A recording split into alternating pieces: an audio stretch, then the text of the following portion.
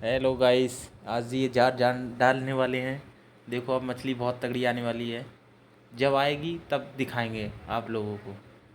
अभी देखो 2 मिनट में डालने वाले हैं। यहाँ पे बहुत सारी मछली हैं, मोटी मोटी, तगड़ी तगड़ी। आगे देखते हैं क्या होता है। ये डाला जार। अरे सेट यार, मेढक के ऊपर पड़ गई। ओके गाइस, मिलती है मछली तब दिखाते हैं तुम्हें। ठीक है, देखते रहो वीडियो, बने रहो हमारी वीडियो में।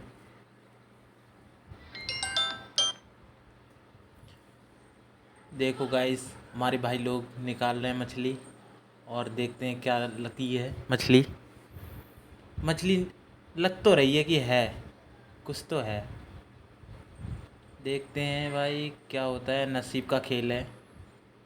नसीब में सारी बातें होती हैं और इसमें बहुत